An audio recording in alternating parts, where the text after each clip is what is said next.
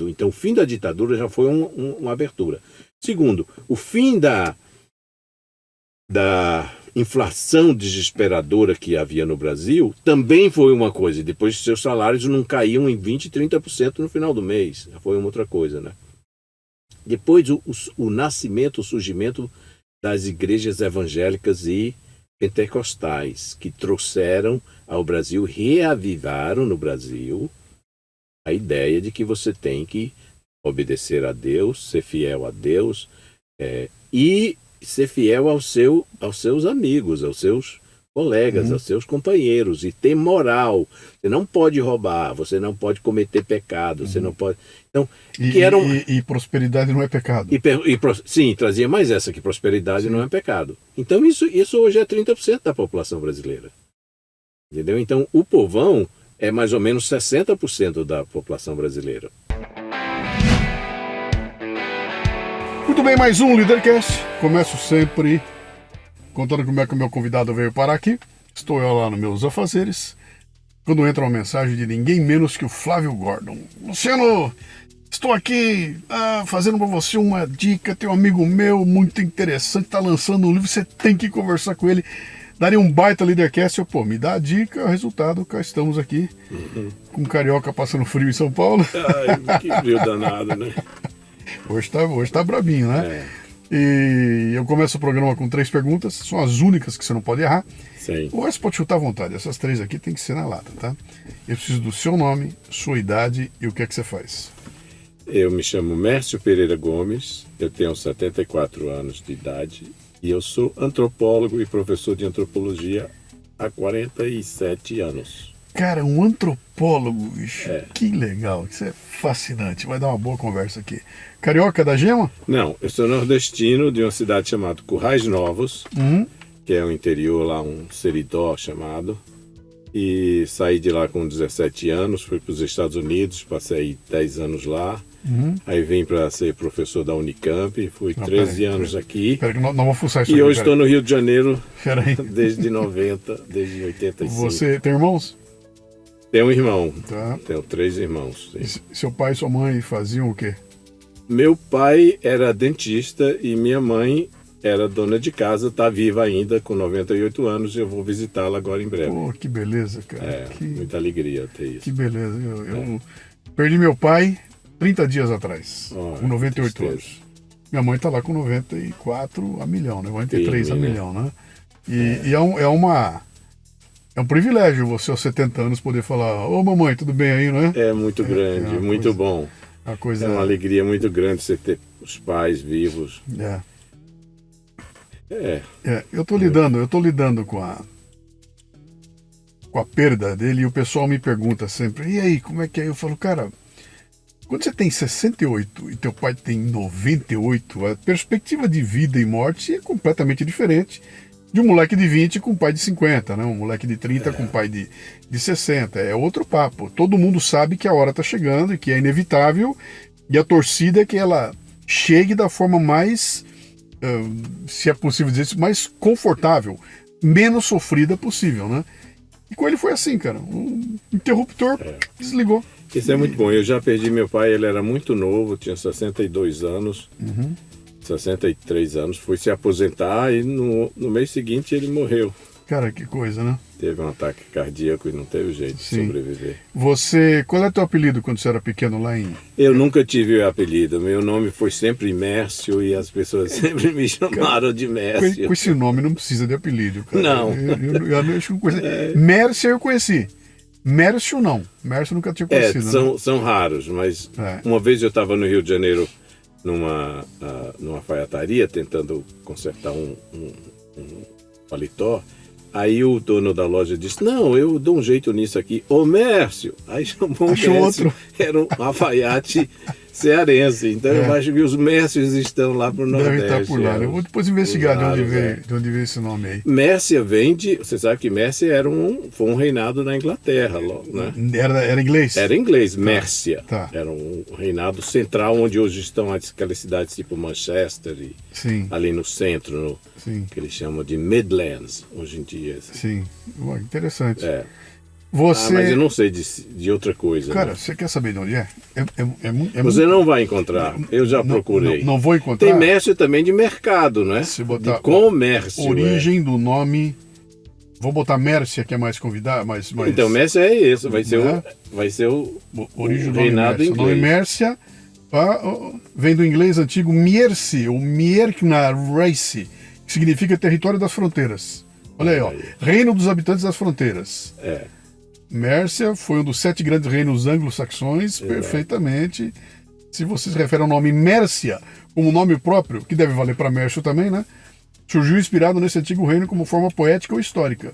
Em alguns casos foi adotado em países de língua portuguesa, como o Brasil, com nome feminino, evocando força e nobreza. Então fica valendo pro masculino.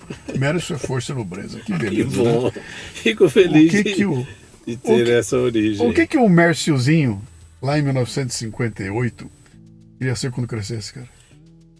Olha, eu sempre quis ser um poeta e escritor, desde pequeno. Uhum.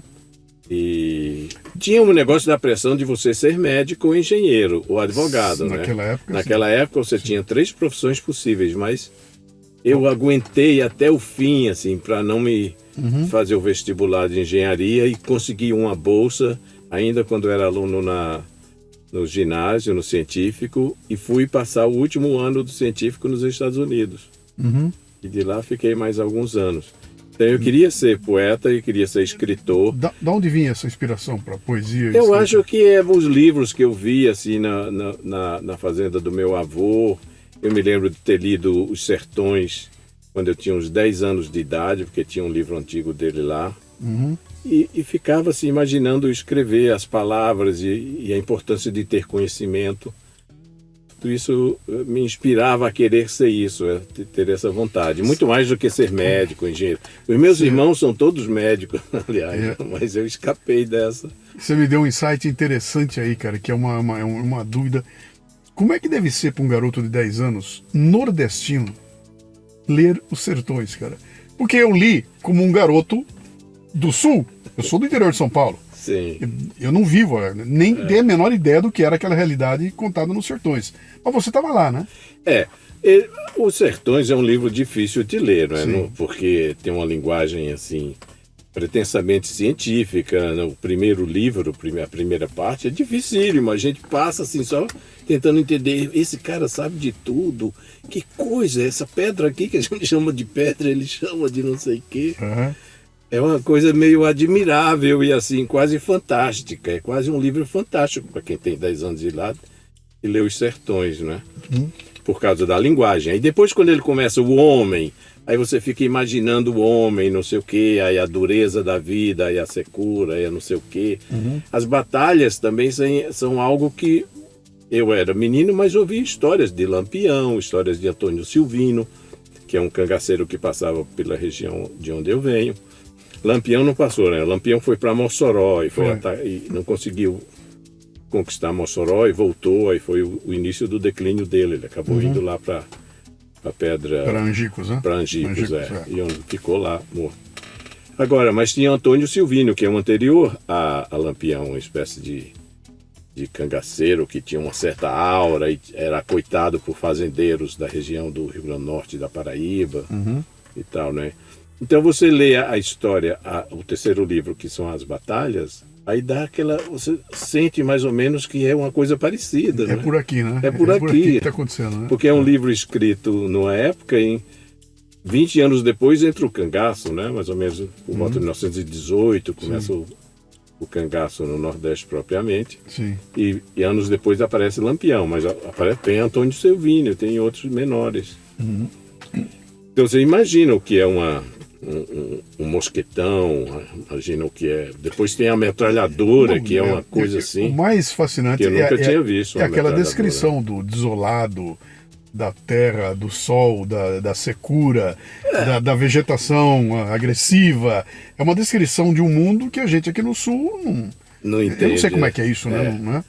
É interessante. Para mim era. Aí quando ele descreve a terra, num sentido assim mais legível para mim, mais entendível com essa pequena idade, aí é uma coisa assim meio que natural, né? Sim.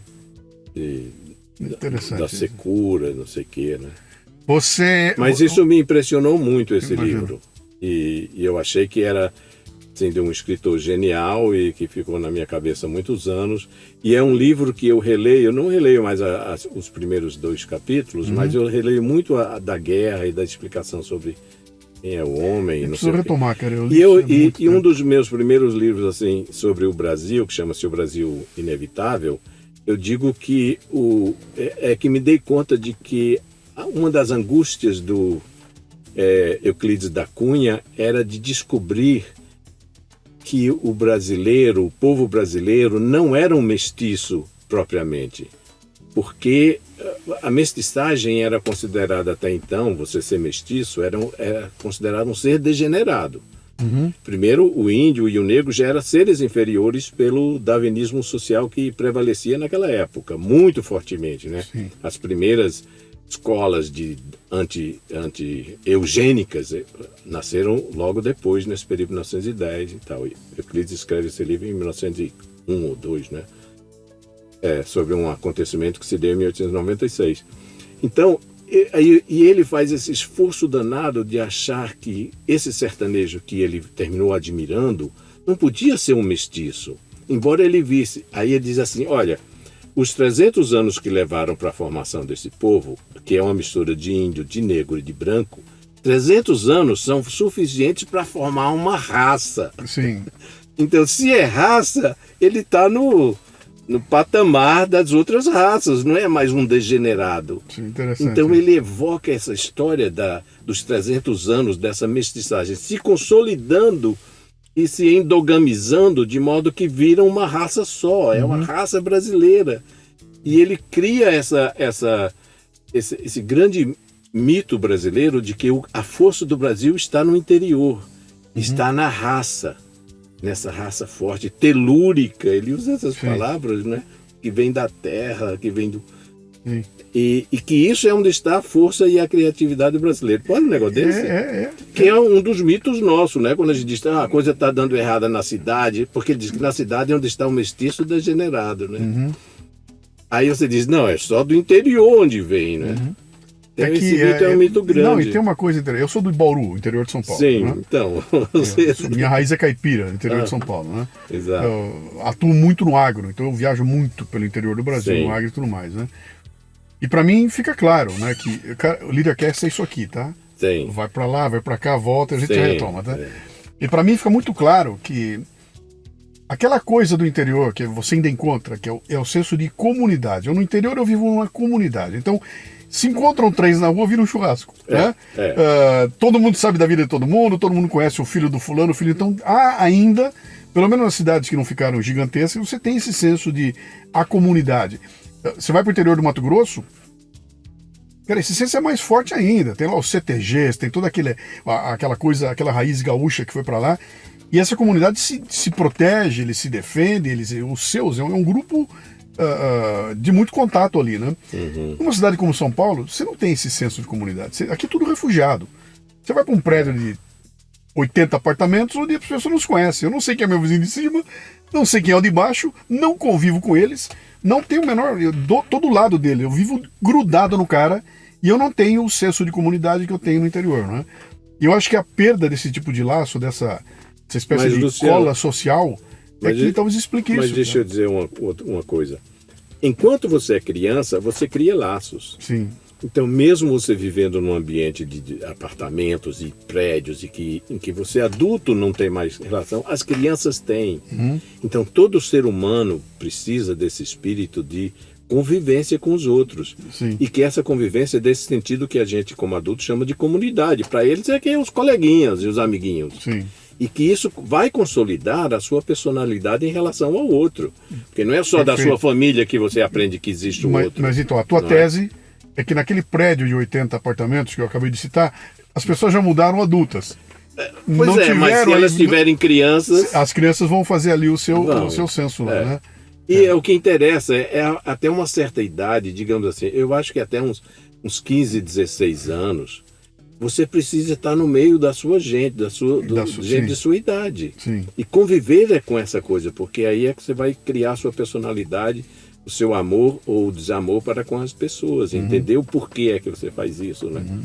E isso é fundamental. Depois que você vira adulto, você vai diminuindo essa vontade de solidariedade, porque se você tem família, aí você meio que se unifica com a família, ou volta para a família, porque você sai assim para ganhar vida, e depois você volta para a família.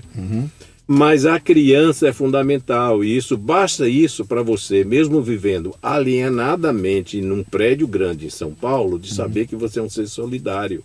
Tem solidariedade, tem sociabilidade, porque foi criada. Então não existe isso de você ser alienado, desse ponto de vista, porque você não tem convivência. Mas você teve, então você sabe o que é. Só não está ali naquele grupo. Não está naquele grupo, Sim. talvez, mas você tem uma solidariedade. Se você é chamado, você vai prestar isso. Sim. Se for chamado, vai. Mas não é como no interior. Não, aí no interior é outra coisa, é quase natural. Entendeu? Você até fica chateado de ter tanta gente olhando para você o tempo todo. Se eu fosse para a cidade, né? Mas você foi cursar o quê, então? Você no fim escolheu fazer o quê? Não, aí eu fui lá e fiz o ginásio, terminei o científico e fiquei lá um ano, voltei para o Brasil, passei um ano, aí eu fiz aquilo que era necessário. Se não quero ser médico nem engenheiro, então eu vou fazer direito. Aí eu entrei na faculdade de direito, mas aí com um semestre eu fui embora de novo para os Estados Unidos. Eu vou ser poeta, eu vou andar por aí. Isso nós estamos falando em 1969, 70, entendeu? Aí eu fui lá para a Califórnia, depois para o Oregon e fiquei esse tempo. Você voltou para lá então? Voltei. Você voltou para lá. Por que você foi para lá? Porque eu queria ser livre de novo, eu queria experimentar a vida. Anteriormente, com que idade você foi? Eu fui com 17 anos. Você tinha parente lá? Não, nada, eu fui numa bolsa de estudo de um programa americano-brasileiro que tinha aqui, alguns brasileiros. Era um chamado AFS, American Field Service. Eu prestei o concurso para esse aí e não passei na época lá. Pois é. Era a coisa mais difícil do mundo naquela idade, cara, naquela época. Era muito poucas pessoas que iam, pouquíssimo. Né? E era um acontecimento, né? Você ir para lá, né? E você foi com 17 anos, sozinho? Sozinho. Que aventura. Eu já falava inglês, né? E lia muito já em coisas. Aí eu desenvolvi. Aí quando eu voltei, aí eu ia trabalhar. Dizia, meu amigo, vem aqui, a gente vai trabalhar nas fazendas e não sei o quê. Que ano era que você voltou lá? Eu voltei em 1970. Porque eu fiquei de 68 a 69. Aí voltei em agosto de 69. Fiz esse concurso e passei para... Estudei um semestre em inglês. Quando o Brasil terminou a Copa do Mundo de 70, aí eu... Você foi para lá? Fui para lá. Cara, que louco. Aí fui trabalhar em tudo que tinha, como operário de fábrica, como... Route 66. Direto, Jack Kerouac, Woodstock. Todo esse pessoal. Devia ter um cabelão. Devia, e tinha. Você estava lá no auge, E cara. morava no meio de uma, que eles chamam de commune, que é uma casa que tinha gente que alugava uns quartinhos, né? Casa grande, meio... Onde você falou que era? Qual era o estado? No Oregon. Aí eu estava no Oregon. Tá. Na cidade chamada de Eugene, que tem a Universidade do Oregon. É o Oeste, né? O Velho Oeste é lá. Acima da Califórnia. Né? Tá. É onde o Steve Jobs foi estudar. Tá. Anos depois, que eu acho que Steve Jobs é de 1955, eu sou de novembro de 1950. E aí você foi para lá, você foi estudar de novo? Eu fui na doida, não fui estudar nada. Eu vou ser poeta e vou perambular pelo mundo. Aí eu cheguei lá e disse, mas e aí, eu não tenho dinheiro. Meu pai não tinha dinheiro para mudar, naquele tempo era muito difícil, até telefonar. Passava assim, telefonava uma vez por ano para minha família, entendeu? Mas escrevia, minha mãe escrevia, meu pai escrevia. Eu escrevia de mês em mês e minha mãe escrevia 15 dias. Então eu mantinha esse contato. Enfim, aí eu resolvi ir para a universidade. Lá. Aí precisava... a universidade lá é paga, mesmo a universidade estadual como a Universidade do Oregon. Mas eles me deram uma bolsa de estudo, tiveram alguma gentileza imensa. Eu acho que tinha pouco essa coisa de latinos por lá, entendeu? Eu ganhei uma bolsa de estudo, fiquei lá. Em 3 anos eu me formei em antropologia e vou fazer um doutorado. Eu fiz antropologia e estudei também línguas, grego antigo. Eu estudei russo. Então eu queria ainda ser poeta, mas antropologia é porque eu achava, será que eu vou arrumar um emprego, assim, que eu vou sustentar se eu tiver uma família? Tem que fazer alguma coisa que tenha logos, que tenha ciência. Sim. E a mais próximo foi antropologia. Sim. Podia ter sido psicologia. Sim. Mas aí eu me apaixonei pela antropologia, assim, também deu uma vontade. As saudades que dava do Brasil era de conhecer também o Brasil. Aí eu disse, eu vou estudar antropologia para estudar povos indígenas. Uhum. E foi o que eu O fiz. que faz um antropólogo, cara? Qual é a diferença do antropólogo para um sociólogo? Olha, o antropólogo é um cara que é um troço que nasceu estudando os povos não ocidentais. Então, nasceu na Europa, na Inglaterra, na França, e desenvolveu-se nos Estados Unidos no século XIX, a partir da teoria da evolução, de que havia um escalonamento. E o interesse era quase como o interesse que os naturalistas tinham naquela época, que é de estudar povos não ocidentais, né? Como o von Martius veio para o Brasil, essa expedição Langesdorff, que você tem o livro daqueles grandes desenhistas e naturalistas, que são lindos, né? Então, eles queriam estudar, eles faziam, o mundo faziam parte da natureza, por isso era chamado de naturalistas, né? Eles estudavam as plantas, faziam coisa de botânica, etc., né? E estudavam os povos, e disso começou a se criar uma profissão, que é a profissão de estudar os povos não civilizados e como entendê-los, para você também superar o preconceito que você tem com os povos que não são ocidentais, você sendo ocidental, se achando o reino do universo, como os ingleses, como os franceses, né? E como estavam os americanos começando a pensar que eles seriam os donos do mundo, ainda no século XIX. Então a antropologia era um negócio para suavizar esse conhecimento. Apareceu a visão do relativismo cultural, de que a cultura é mais importante do que a raça. Então a antropologia combateu o racismo, combateu a ideia de uma evolução linear, diz que os povos podem evoluir diferentemente, em estágios diferentes, em tempos diferentes, né? Então ela ganhou essa força. Quando foi no início do século XX, ela ficou muito forte nos Estados Unidos, porque foi uma época que vieram muitos estrangeiros, muitos imigrantes, assim, uma quantidade imensa de imigrantes. Teve uma época que os Estados Unidos tinham quase 20% da sua população de imigrantes. E tinha que dar um jeito nesse pessoal, né? Fazer com que eles se incorporassem, né? Se integrassem. E daí você tinha que ter, assim, entender as culturas e valorizar que eles eram, mas que iam se integrar, etc. E eles fizeram esse processo que eles chamam de melting pot, né? Criar uma educação que integrasse. Hoje em dia eles não conseguem e estão sofrendo por causa disso, né? É interessante, né? Porque a tendência era que eles atingissem o que a gente chama aqui como é que é? Da integração das raças que foi feita no Brasil. Sim, como é o termo? Miscigenação. Sim. Aqui a gente conseguiu, no Brasil a gente não teve. No Brasil o processo foi muito mais forte do que lá, né? E é interessante porque gera uma coisa diferente, né? E essa discussão é sensacional, né? E ali realmente você consegue encontrar núcleos que se chocam claramente um com o outro, né? E agora com esse lance todo dessas migrações, estão nascendo guetos dentro de grandes cidades. Tem bairro que o bairro já está praticamente tendo a lei própria, né? Eu estava lendo semana passada que tem bairro lá na Inglaterra que já tem a Sharia. Tem um tribunal de Sharia num bairro muçulmano, cara. Dentro você imagina o estado do Texas, que é o estado, assim, digamos assim, mais americano radical, né? Tem várias cidades que estão sendo construídas pelos muçulmanos. Sim. E eles estão muito preocupados com isso, né? Porque os muçulmanos estão querendo criar aquilo para ter a sua cultura própria. Sim.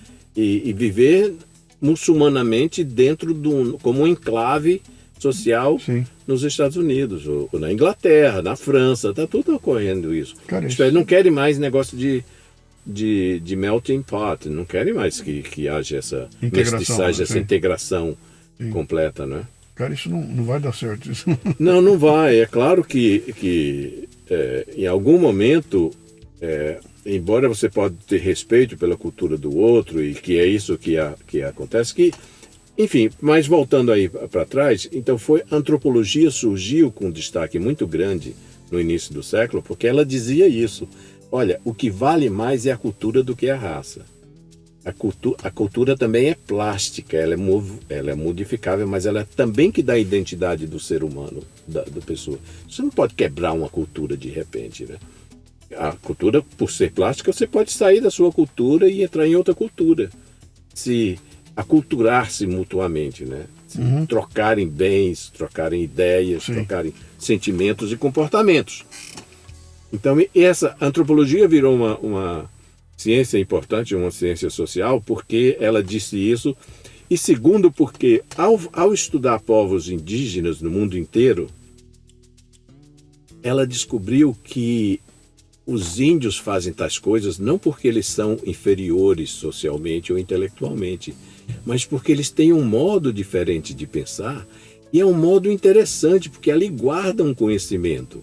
E você tem que resguardar da destruição que está acontecendo. Sim. Então, todos os antropólogos de uma época, do início do século XX para cá, todos eles lutam para que aquilo que eles estão vendo permaneça, porque isso dá uma garantia da variabilidade das possibilidades humanas. Né? Eu lancei em final dos anos 90, foi 99 talvez, eu não vou me lembrar a data mais.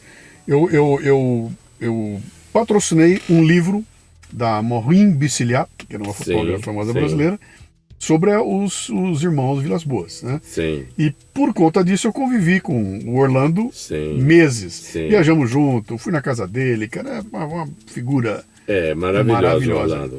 E ele tinha essa tese, ele falava, cara, se você soubesse a riqueza da cultura indígena, você ia repensar seus próprios valores, né? E ele me contando como os indígenas tratam os mais velhos, né? Como tratam a criança. E ele mostrando que é uma coisa de uma riqueza, mas é um mundo completamente diferente do nosso aqui, né?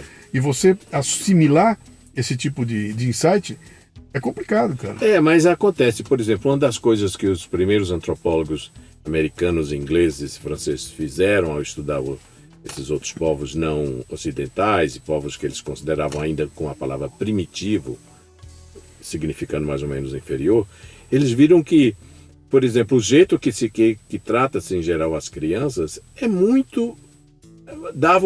fazia com que as crianças crescessem com mais independência e equilíbrio. E assim...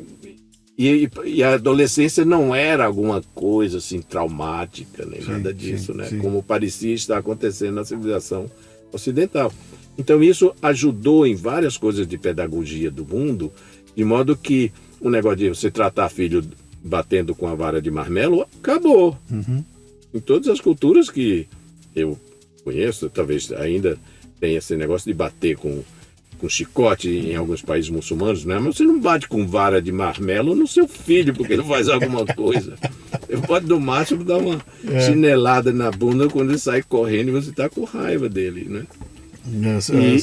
Isso é importante no mundo. Eu brinco que as mães perderam a pontaria, cara, porque a pontaria da nossa era boa, sensacional. Né? Então, não é que eu assim, seja a favor de contra você disciplinar seu filho de algum modo. Eu tenho que disciplinar, né? Mas antigamente era um negócio muito duro, né? Eu tenho um podcast para famílias que têm crianças de 4 a 12 anos, chama Café com Leite, né? E eu escrevo todos os roteiros do Café com Leite. E quando eu fui montar o primeiro, eu falei, cara, eu quero fazer um roteiro que eu traga alguma inspiração, traga os disquinhos coloridos, lembra aquela história e tudo mais, e vou buscar o que tem por aí para recuperar. E fui buscar alguns que trouxessem umas histórias legais ali, né? E acabei lançando o primeiro episódio, chama-se Chicken Little.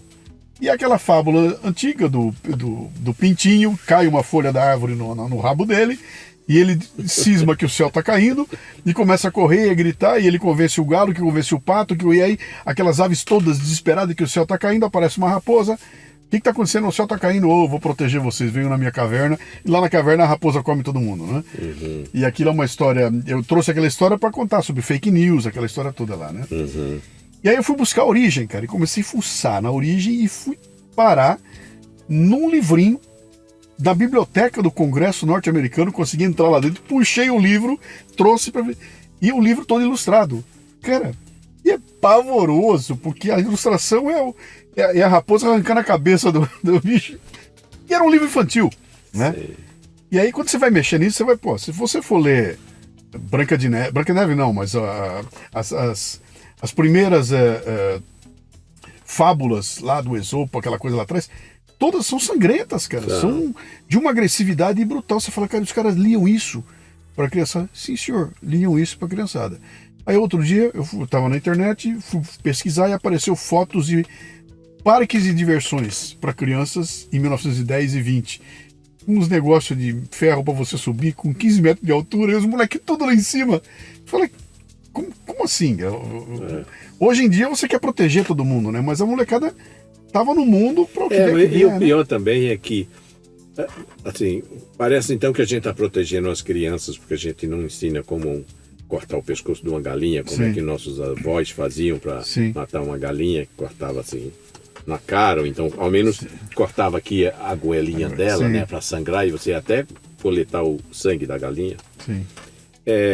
Aí eles mostram as coisas de criança, são esse negócio de comandos entrando num negócio para atacar um castelo, matando assim, dando tiro, aí sai o sangue assim da cabeça da pessoa, não é?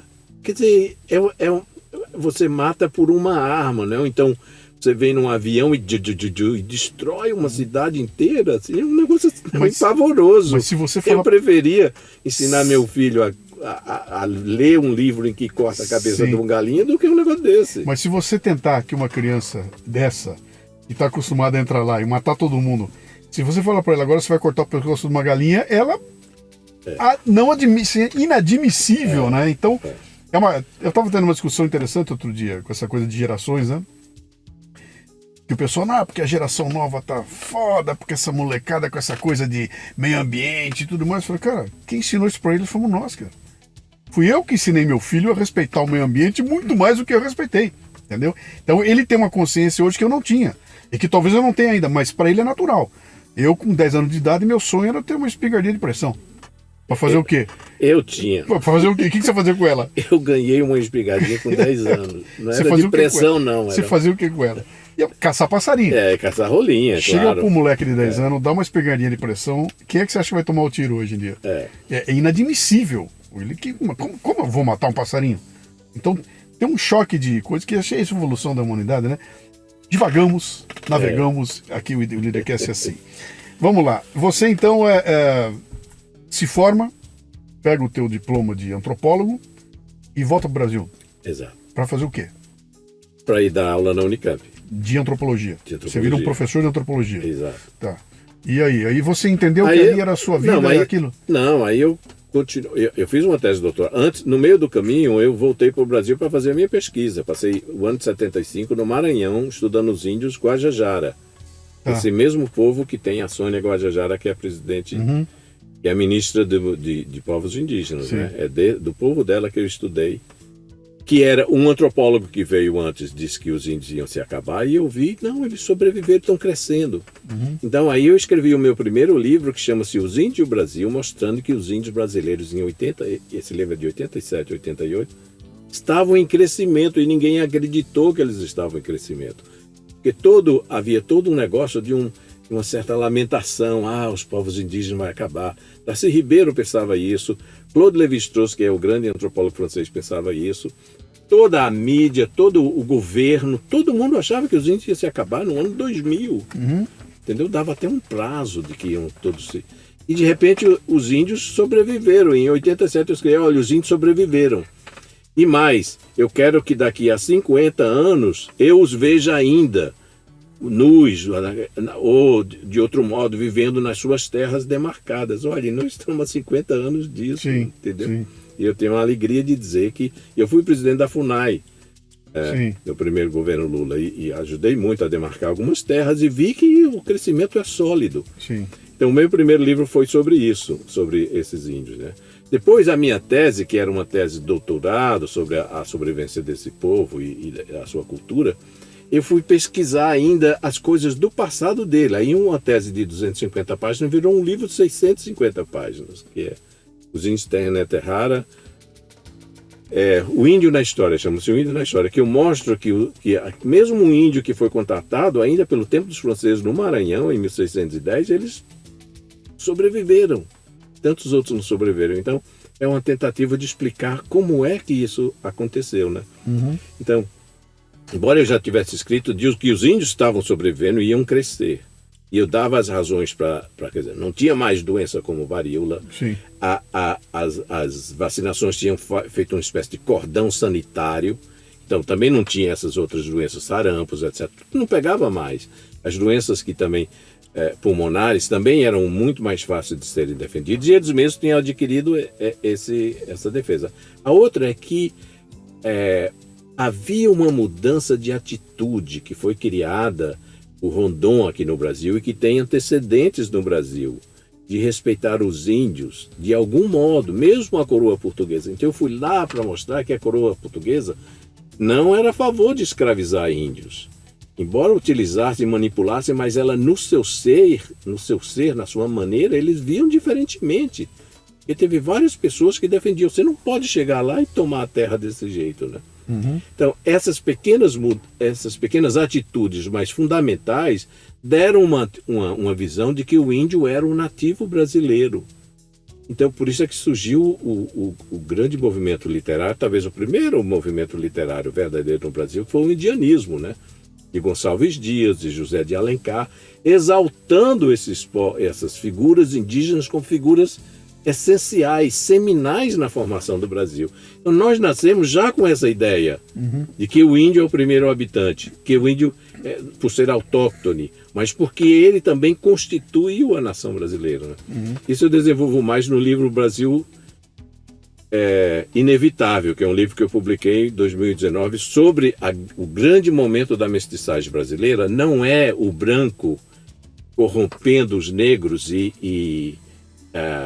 como é que se diz, escurrando a negrinha que trabalha lá. Não é daí que nasce. A grande maioria da mestiçagem brasileira se deu entre índios e negros, nos arraiais que estavam se formando entre as fazendas, as vilas, entre os arraiais que estavam se constituindo na expansão econômica brasileira. Então, não é a mestiçagem brasileira não é fruto do estupro. É fruto da convivência fundamental entre brancos e índios e negros. E que o papel do índio e do negro na formação da mestiçagem é muito maior do que Gilberto Freire tinha dado, e até Darcy Ribeiro tinha dado. Então, esse meu livro Brasil Inevitável trata de mostrar isso, que a convivência dos três elementos, raciais, culturais, foi tão mais intensa do que se quer dizer, que foi só um negócio do negro, do branco estuprando, o senhor branco estuprando a mucama, né? Não é isso. E outra coisa, que essa mestiçagem também, Luciano, não foi só da carne, foi do espírito também. Então o povo brasileiro também recebe influências do negro espirituais que eu digo culturais. Sim. Modo de ser, de pensar, alegria, não sei o quê. Tem várias coisas ali. Religiões, cultos, deuses e... sacralização da natureza. Por que o Brasil tem esse negócio de sacralizar a natureza? Sim. Não é? É porque tem esse negócio de negro, né? Que vieram já com essa história. Os seus espíritos são muito da natureza. Também dos índios. E também um modo de conviver, a abertura para o outro que o brasileiro tem. Porque a grande coisa do Brasil não é só que ele é mestiço, é que ele se abre para o outro. Sim. Ele se abriu para os italianos, ele se abriu para os cristãos novos, os judeus que foram expulsos, que vieram para cá, e que se acomodaram, e se conviveram e depois se catolizaram. Todo mundo que vem aqui, ele de algum modo ele é integrado assim. Em uma geração você já perde até a vontade de falar a língua do seu pai. Né? É um negócio muito mais intenso que dá no Brasil, mas isso não é por nenhuma pressão cultural brasileira. Isso é natural. Ele vê, quer dizer, é uma pressão cultural, mas natural. O jeito que você recepciona o outro é próprio desse nascimento, dessa mestiçagem. Isso cria o brasileiro. Isso cria o brasileiro e os estrangeiros veem isso, né? Sim, sentem imediatamente. E os grandes intelectuais estrangeiros como Stefan Zweig ou como Wilhelm Flusser, todos eles assim, onde é que eu estou?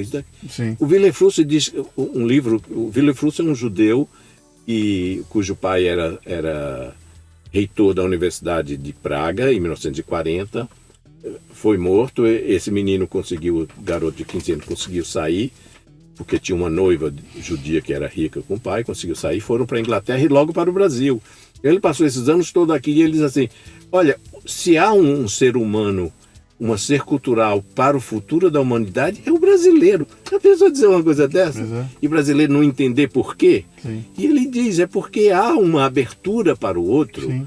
uma humanização que o brasileiro tem em relação ao outro que os outros países não têm. Sim. Aí ele dá esse exemplo. Como é que o brasileiro trata a miséria?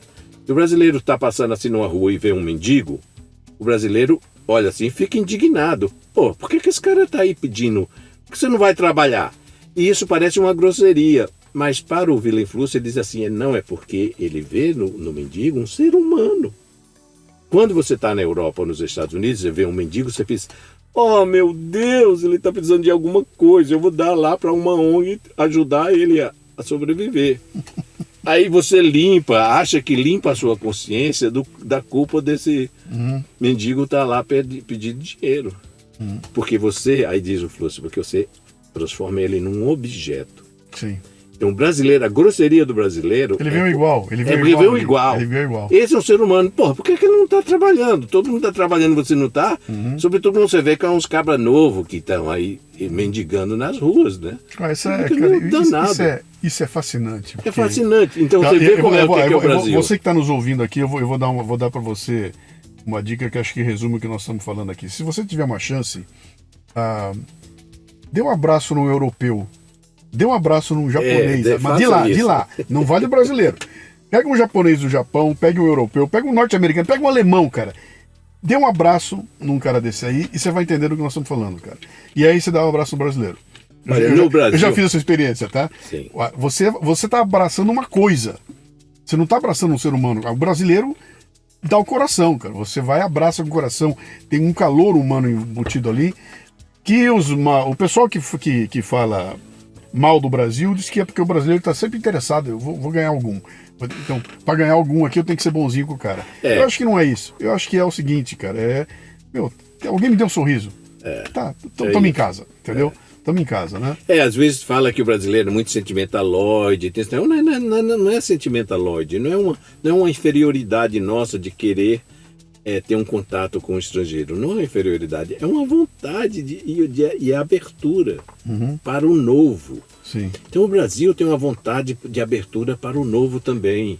Então, nesse sentido, assim, até uma coisa tão escandalosa como inteligência artificial, que vai nos dominar a todos no mundo, e que esses outros países já estão avançados em 10 anos à frente, porque eles têm matemática, porque eles têm esse interesse todo, vai chegar aqui no Brasil, o brasileiro vai se adaptar aqui, como está chegando. E vai começar a produzir coisas interessantes. E ontem eu fiz eu ainda falo tweet, né? Eu fiz um tweet, e aí o Eduardo lá do Rio de Janeiro escreveu alguma coisa. Ela falou, mas venha com cuidado aqui, porque aqui no Rio tá fazendo um frio de gelar pinguim. E aí eu tuitei em cima dele e falei, bom, cara, quando um carioca me diz que no Rio de Janeiro tá um frio de gelar pinguim, é porque nós já esculhambamos o aquecimento global, cara. Caiu aqui, a gente vai esculhambar. Não, vamos esculhambar aí também, vamos dar um jeito dela.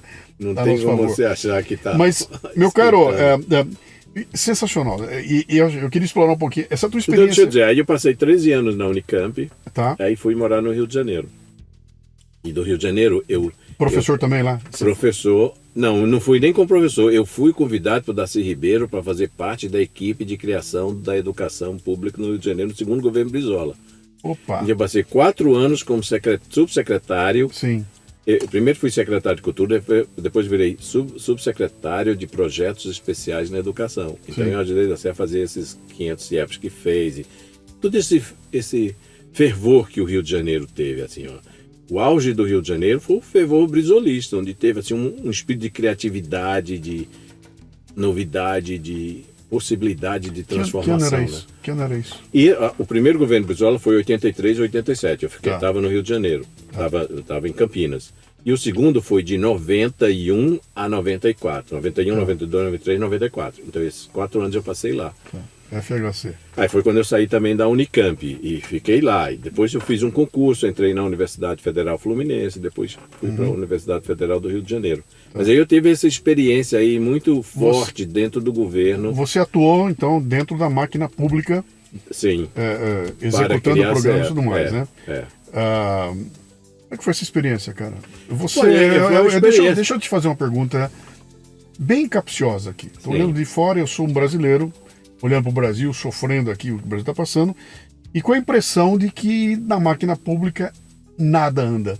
Porque ela cresceu de tal forma que ela virou um ser autônomo, que se autoprotege, expulsa qualquer tentativa que você tem de fazer esse organismo expulsa, bota para fora, e aquilo parece que caminha por conta própria, e a tentativa de tentar mudar é impossível. Você entra para mudar e esse organismo te expulsa, né? Eu acho que está assim há muitos anos. Porém, tem uma coisa, depende também de quem é o governante e se esse governante consegue entusiasmar um grupo de pessoas por algo novo, que era o que o Brizola e o Darcy faziam. Entendeu? E que é aqui que outros governantes aqui em São Paulo também fizeram, numa mesma máquina, né? Agora, eu também acho que você tem razão no sentido de que de uns anos para cá, digamos, dos últimos 15 anos ou 20 anos, tem uma espécie de uma definição maior sobre o poder, de manter o poder, do que de fato você fazer alguma coisa transformadora no Brasil, né? Então você não vê mais um projeto educacional de largo espectro que augure para as populações que precisam disso, o povão brasileiro, de ter uma educação da mesma qualidade que tem nas escolas privadas. E qualquer tentativa fracassa, é um negócio impressionante. Tem muita pedra no meio do caminho. Eu trouxe a Ilona Bexquerhazen. Sim. A Ilona vem do mundo corporativo, ela vem de gestão, ela vem com uma visão privada, né? Para assumir no governo do Bolsonaro, ela vai para o ministério e assume uma secretaria no ministério. E ela entra lá com o olho privado. Falou, cara, vamos botar um jeito nessa história aqui. Então vamos arrumar isso aqui. E, cara, ela quase morre. Ela sentou aí e me contou a história. Falou, eu quase morri. Quase morri. De parar no hospital, porque era impossível. Eu não conseguia vencer a máquina e foi a tal ponto que eu fui expulsa. Eu fui expulsa de lá.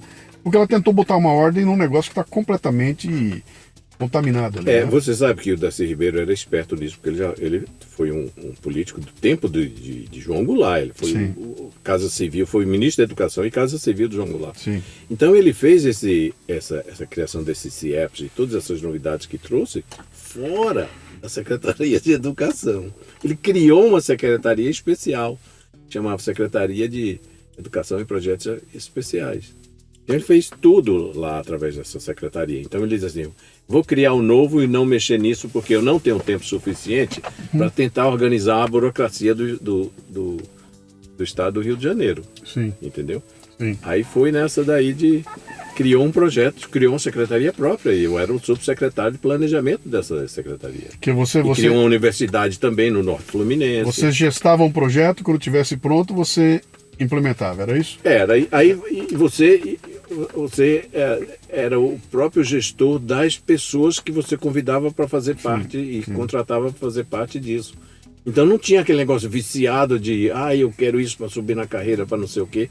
É muito forte, né? Eu conversei com... Então eu não sei se tudo tem que ser feito assim, Luciano, mas... Eu conversei com uma startup, umas meninas de uma startup de inovação. O negócio delas é criar inovação. E elas me disseram que o Itaú as contratou para que elas desenvolvessem projetos inovadores, porque se o Itaú tentasse fazer isso dentro do Itaú, o sistema não deixava. Ele se protege de tal forma que ele impede que... Então, elas criavam um projeto, o projeto florescia, quando tivesse legal, o Itaú ia lá, pegava o projeto e falava, agora implementamos aqui. Caso contrário, o projeto não nascia. Isso eu estou falando dentro do ecossistema do Itaú. Agora, traga isso para o Brasil, né? E tente implementar. Não, a gente está vendo assim num plano internacional, que é o caso desse novo governo Trump com Elon Musk dizendo assim, eu vou cortar $1 trilhão, eu vou diminuir em 500 mil funcionários públicos e lutou até que o Elon Musk meio que se desistiu de fazer a coisa, né? Mais ou menos. Depois de conseguir algumas vitórias, mas... Acho que tem um joguinho ali, tem muita coisa ainda que a gente não sabe, não é? Como você falou antes, né? Esses caras sabem muita coisa que a gente não sabe. Eles jogam numa divisão que a gente nem enxerga o que está enxerga. Então, rolando lá, eu estou dizendo isso com caução, mas o que nós vemos é uma tentativa única. Você já pensou essa coisa? Os americanos não acreditavam Porque eu vivi lá 9 anos. Sim. Não acreditavam que houvesse corrupção dentro do seu próprio governo. Sim. Então isso foi aberto, as vísceras americanas foram abertas nesse governo, em que você mostra assim, esses milhares de senadores e deputados que vivem das mamatas, que saem para as ONGs, para não sei o que, para que agência tal, e que voltam como tal. Até alegam que parte do dinheiro que mandam para a Ucrânia é retornado para o bolso desses senadores e deputados federais importantes. Sim. Cara, é um negócio que os americanos... Por isso é que o Trump também tem uma coisa especial. Ele criou dentro da Casa Branca, onde ele mora, lá o governo, ele botou quase como que no Brasil seria um oratório. Ele criou uma pequena sessão dentro lá com uma pastora protestante para ficar abençoando a porra da Casa Branca para ver se melhora. Porque ele sabe que os americanos vão entrar numa crise emocional quando eles...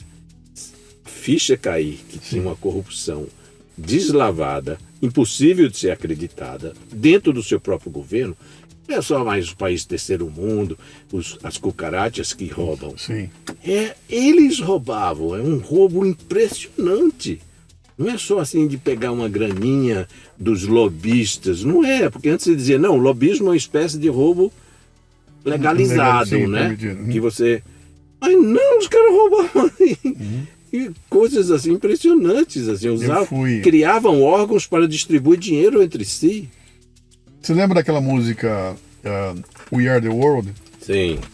Michael Jackson junta o Lionel Richie, uma turma toda lá, eles se juntam e compõem uma música com o objetivo de combater a fome na África. Vamos ajudar a combater a fome na África. Gravam aquela música, faziam um evento, foi acho que 85, acho que foi, não me lembro quando foi lá. Mas foi um evento mundial, aquele é um negócio maravilhoso, né? Sim. Quando deu 25 anos, eles fizeram um DVD. 25 anos daquele projeto. Sim. E nesse DVD tem 2 ou 3 documentários no fim do DVD. Então, primeiro o documentário mostra como é que foi feito aquilo, a gravação, aquela coisa toda, e depois vieram 3 documentários.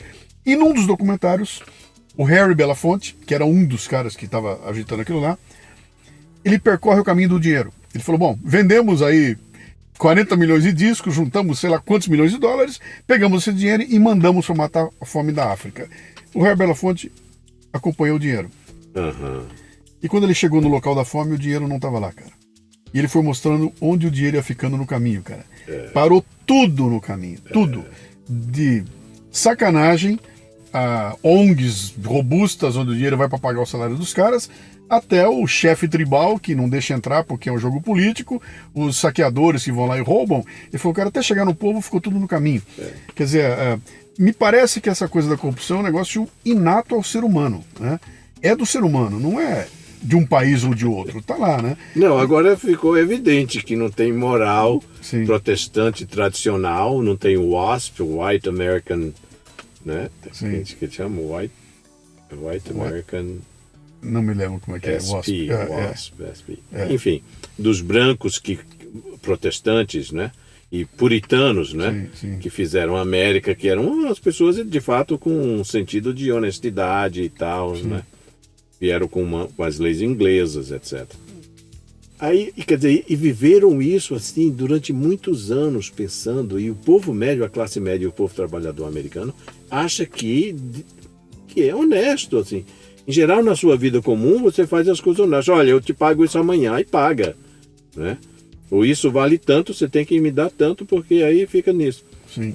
Agora, eles viram o que é isso. Agências criadas, essa USAID, que é uma agência que eu, quando eu tinha 17 anos, ainda protestei por causa do Zaid Mac, do Zaid Mac que fizeram no Brasil, a influência americana da educação. Você pensava que eram os americanos tentando controlar.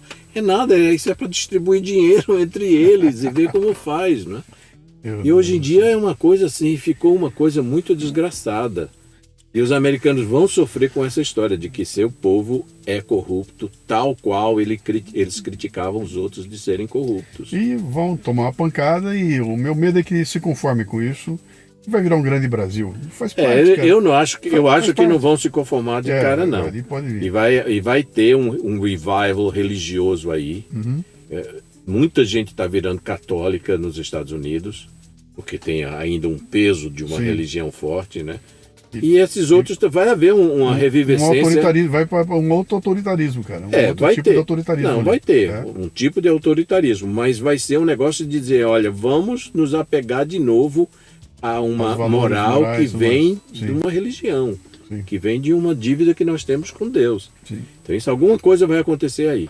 Vamos ver. Porque não estou dizendo que isso vai salvar a alma dos americanos, mas eles vão procurar uma coisa dessa porque é uma coisa muito difícil deles aceitarem. Sim. Assim, mesmo nós não aceitamos, embora a gente saiba que o governo sempre teve tradicionalmente corrupção e entendimento entre as elites, etc. Mas quando começou a Lava Jato, nós torcemos como se fosse possível, Sim, né? Finalmente, né? Nós acreditamos finalmente que isso ia acontecer, que as mais altas autoridades iam pagar pelo que fazem, né? E num certo momento quase a gente dizia, eita, o Brasil vai se libertar, como é que vai? O que mais está faltando? Aí, Eu me lembro de escrever um texto, falava, quem diria que tinha um deles que estava na cadeia há 2 anos. Quem diria que há 2 anos o fulano está preso? Ninguém apostaria que ele continua preso, um desses grandões lá. Sim. Eu escrevi um texto, falei, cara, que é isso, cara? Faz 2 anos que o cara está preso. Será que vai dar certo, né? Aí, nós confiamos muito e quebramos a cara, não é? Mas isso quer dizer para mim, sempre eu sou um cara muito otimista, tem esse defeito na minha cabeça. Que me dá uma luz para algumas coisas, mas também me deixa assim meio que nem o Pigmalião, que acha que as coisas vão estar sempre as melhores do mundo, né? Mas eu acho então que essa vontade brasileiro de ser honesto significa que há profundamente no brasileiro uma vontade de ser honesto. E que nós aprendemos, dá uma moral brasileira.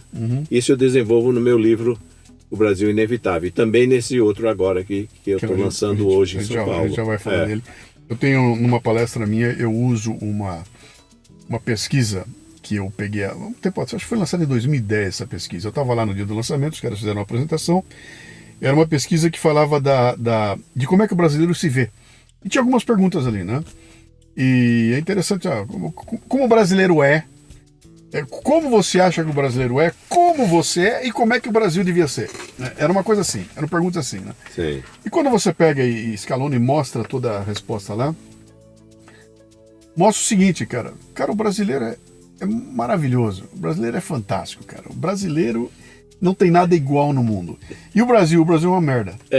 O Brasil é uma merda, o Brasil é racista, o Brasil é mas o brasileiro não. E aí na palestra eu faço, como é que 200 milhões de pessoas tão legais se juntam e produzem uma merda? Como é possível, né? Fala, pô, a culpa é sempre dos outros, né? Não sou eu. Tem isso, né? É o outro que tá errado. Então, como todo mundo empurra dizendo que o outro, no final você tem a resultante disso dá os políticos que nós temos, daquela coisa toda que eu falo, o que está em Brasília foi eleito por nós, cara. Então não adianta reclamar deles lá. Nós botamos os caras lá, né? Mas aí você pega, é tão otimista que escreve um livro que te traz aqui hoje. Aliás, o lançamento é hoje. É hoje, em São Paulo. Aqui em São Paulo.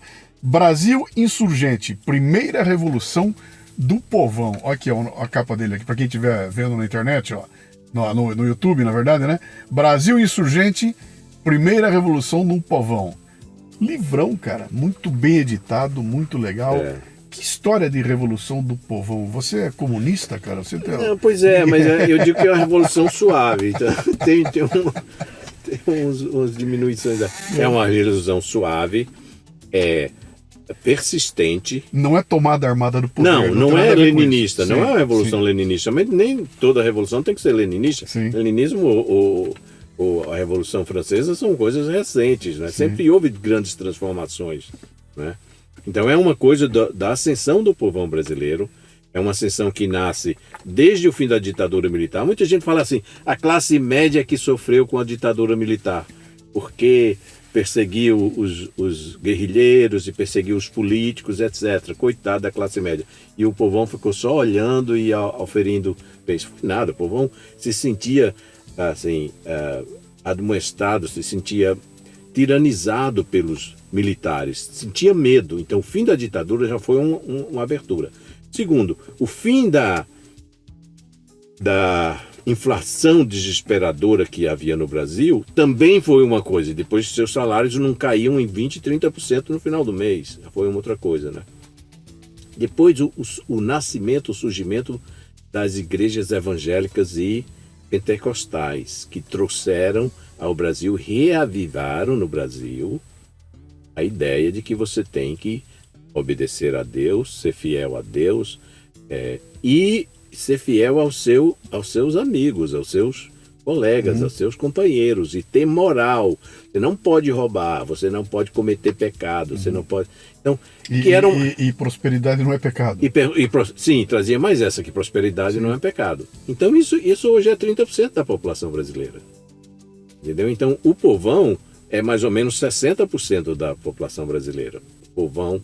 E o povão não é o povo miserável. Assim, esse miserável é uma coisa menor, 10% da população. Isso quer dizer que quando você define povão, você não está pegando uma classe social que ganha de tanto a tanto, não é isso? Não é não. Você está se referindo a um... É um sentimento de quem a vida inteira sempre olhou para cima para ver o que eles estavam pensando para você fazer. E você dependia quase que submissivamente, né? Dependia dessa pessoa que era uma figura ilustre, que vem da família tal, que vem no seu... Se você é do interior, como você é Bauru, sabe muito bem. Sim. Não, esses daqui são da família tal. Sim. Então você olhava assim, né? E tinha as pessoas que se formavam e viravam... Mesmo que havia uma ascensão social da classe baixa, do segmento social baixo brasileiro, havia uma certa ascensão social, esse pessoal se aliava a esses da lá de cima, para chegar não tinha solidariedade com você, não é? O que acontece é que depois dessas 3 grandes transformações, houve uma outra muito importante, que foi as mídias sociais, o famoso Zap Zap. Então, hoje, a grande população brasileira, que antes, a sua empregada, há 30, 50 anos atrás, pedia para saber, seu Luciano, quem é que devo votar agora? O que o senhor acha de fulano de tal? Aí, se você não gostasse, você desviava para ela votar em cicrano. Não, esse fulano de tal é não sei o que, o que é bom é esse outro. Você acha que ela é de pergunta agora? Tá na mão dela. Está na mão dela. Ela não precisa mais dessa espécie de tutela da classe média. Isso desemboca no 2013, né? Desemboca, ali exatamente. Foi o grande momento em que ficou claro que ali foi a primeira, digamos assim, surgimento disso que eu chamo da Revolução do Povão. Foi ali em 2013, que você não sabia nem quem é. Eu fui essas coisas no Rio de Janeiro. A primeira, uma das grandes, assim, das primeiras, foi uma que saiu lá da Candelária, que é na Presidente Vargas, desce a Rio Branco, Sim. chega diante da Assembleia Legislativa, da Câmara Municipal, aí fica todo mundo assim olhando um para os outros, Luciano. Porque não tinha uma liderança, não tinha uma liderança, não tinha uma pauta, Sim. não tinha ninguém assim aparecendo como a La Fontaine, a mulher Marianne, a mulher francesa da Revolução, não apareceu ninguém. Disse, caramba, o que é isso que tá vendo? Tem um cartoon famoso que o cara pergunta: quem é seu líder? Todo mundo levanta a mão, né? Me leve ao seu líder, todo mundo levanta a mão. E eu me lembro, e o pessoal brincou naquela época da pauta, o cara com cartaz escrito pelo fim do funk no busão. Cabia tudo ali, Cabia né? tudo. Era tudo. Então isso foi muito importante. Você olhar com um olhar antropológico nessa história, você vai ver que a população está dizendo alguma coisa que não sabe o que é, mas digamos assim, é um passo para algo mais. Sim. Então isso se consolida, essa revolução está aí. É quieta ainda, as pessoas ainda não ficam gritando. Quer dizer, tem um grupo ao redor do Bolsonaro e o grupo ao redor do Lula. Eles se brigam entre si. Mas o resto da população está olhando aquilo, às vezes com um certo desprezo. Eles estão brigando aí. Tudo é farinha do mesmo saco, etc. Né? Falam desse jeito um para o outro. Mas eles estão aí construindo uma visão de autonomia cultural e autonomia intelectual. Eu não preciso mais dos bem-pensantes da USP ou da UFRJ ou da Federal de Minas Gerais para dizer como eu devo pensar. Entendeu? Eu discuto com os meus colegas via Zap Zap, via WhatsApp, via qualquer desses meios, né? Essa informação é que me dá. Eu posso me desmembrar dessas instituições que me seguram, inclusive, no caso, o sindicato, que era uma das coisas. Eu quero ser um sindicalista para proteger. Agora não, as pessoas que estão trabalhando sem sindicato estão ganhando muito mais do que trabalhariam sobre essas coisas do sindicato. Né? O que foi? Estão contentes e vivendo isso, vivendo assim, uma expectativa positiva. O que foi a fagulha para você escrever esse livro? Você olhou e percebeu, tem algo... Não, a fagulha... Teve esse 2013 que foi importante para mim, para entender muita coisa, mas a fagulha foi eu ver o ódio das pessoas contra o Bolsonaro e chamar a população brasileira. Hoje a gente viu, a semana passada, uma ministra dizer que são 213 milhões de pequenos tiranos. Sim. E você chamar o povo brasileiro de fascista, sim, é uma coisa assim inacreditável. Então por que tanto ódio assim para chamar de fascista? Fiquei pensando quando faziam isso logo no primeiro governo Bolsonaro, no primeiro ano do governo, ou no segundo, quando começou a história da Covid, e ele dizendo, olha, mas tem tratamento, não sei o que. Agora você está vendo que os tratamentos teriam salvado muita gente, não é? E como muitos de nós sabiam, bom, eu vou tomar ivermectina ou hidroxicloroquina, muito mais. Eu tomei e muitos dos meus amigos tomaram, sabendo que havia uma base científica para isso, enquanto que as outras pessoas ficaram dizendo isso. E chamar o povo brasileiro de fascista, não é possível. Esse é o comportamento fascista. Então eu disse, tem alguma coisa. Por que tanto ódio? O ódio é o medo dessa ascensão. Então você tem que vir com uma carga de crítica feroz, ao ponto de chamar de fascista, de genocida Bolsonaro, não sei o que. Chegar a esses limites do insulto humano para um político ou para uma população, é porque ele está um medo desse pessoal. Um medo da casta política brasileira tradicional de esquerda, de que outras pessoas vão surgindo com um outro discurso e com outra vontade de poder. E isso explica, inclusive, o discurso generoso e grandiloquente do controle das mídias sociais, que é para proteger você que está sendo atacado, para que você seja preservado. Exato. Por isso nós vamos calar. Nós vamos mandar calar, nós vamos mandar fechar, nós vamos mandar parar. Né? Isso tudo é consequência desse medo. A elite brasileira acostumada, assim, digamos assim, falando politicamente, um acordo entre PSD ou entre PSDB e PT, esse é o grande acordão junto com os outros países, os outros partidos de esquerda, que perderam a hegemonia do discurso, a narrativa da visão do Brasil. Eles perderam. Os intelectuais falam abobalhadamente sobre o Brasil, entendeu? E os seguidores ficam tendo que atacar com muito ódio as pessoas que não pensam da mesma forma. Você está na universidade e pensa nisso, você é fascista. Tem um amigo que é judeu que ele foi chamado de fascista e nazista porque ele... Aí disse, cara, metade da minha família morreu nisso. Quer me chamar de fascista e nazista? As palavras perderam completamente. Não, não perderam não. Elas são válidas porque elas têm eles querem diminuir você. Sim, nesse ponto, sim, né? sim. Não, mas o que eu quero dizer é o seguinte, quando você chama um cara desse de fascista, o termo fascista... Outro dia eu vi um cara dizendo, falei, isso é desrespeitoso para as vítimas reais do fascismo. Sim, quando claro você chama um cara de... É. Entendeu? Você usa impunemente, né? Eu lembro do Suassuna. Oreno Suassuna, falei, pô, cara, você lembra aquela história do guitarrista que ele fala, botaram a manchete, se o Chimbinha eu chamo de genial, eu vou usar o quê para Beethoven? Né? Você chama o cara de genocida, você vai usar o quê para o Mao Tse Tung? Vai usar o quê? É como o Lula também, infelizmente, comparando o Hamas com os nazistas, né? Com nazistas não. Não, comparando os judeus com os nazistas. Com nazistas, sim. É um negócio assim, mas me fala uma meio coisa. Doente. Então, você... esse choque é que me fez dizer, eu vou escrever. Aí comecei a escrever um artigo sobre Bolsonaro, que chama-se A Imolação do Mito. Sim. É um dos capítulos. Aí depois eu disse, mas o que? Aí todo mundo fala, o Brasil tem uma democracia muito ruim, não é democrata, não sei o quê. Aí eu fui estudar como é que a democracia foi criada na Grécia Antiga, que eu já tinha estudado quando era estudante nos Estados Unidos. Sim. Aí eu fui ler mais livros e não sei o quê, e eu vi que a democracia é uma criação de um grupo de pessoas querendo encontrar um meio termo diante da hegemonia do poder da aristocracia.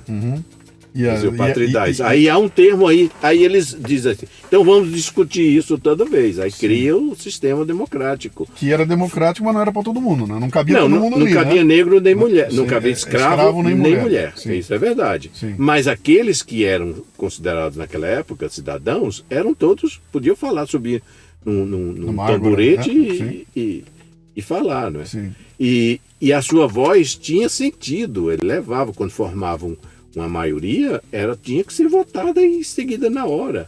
Seja para condenar alguém, ou seja para uma política de guerra, ou seja para uma política do que fosse. Para uma pequena cidade, isso era possível acontecer. Pequena cidade não, era 300 mil habitantes, era um rolo danado. Mas era um rolo, era tão foi um rolo. Que nasce um sistema representativo. Mas não dá para juntar todo mundo. Não praça. Dá, é verdade. Vamos escolher meia dúzia e essa meia dúzia vai falar em nome desse aí. Sem dúvida. Chega no que nós Mas a hoje. experiência de fazer isso no rolo, de ter uma assembleia de 10 mil pessoas, como tinha algumas assembleias, em certo momento tinha que ter ao menos uma quantidade grande de pessoas. As pessoas eram julgadas por assembleia, por dicasterias, que chamam o sistema jurídico, de 800 jurados. E 801, porque não podia ter empate, né? Então foi uma experiência maravilhosa e levou 100 anos para chegar nisso, Luciano. Eu disse assim, o Brasil também pode começar a fazer isso. E tem. E a primeira coisa da democracia, você não diviniza mais o poder. Sim. Então você não junta mais a igreja e o Estado na mesma coisa, separa. Então a primeira coisa é isso. No caso aqui brasileiro, quem é o rei divinizado que precisa ser derrubado? É o sistema de classes sociais que precisa ser derrubado. É o sistema em que uma casta de gente acha que tem o poder por natureza.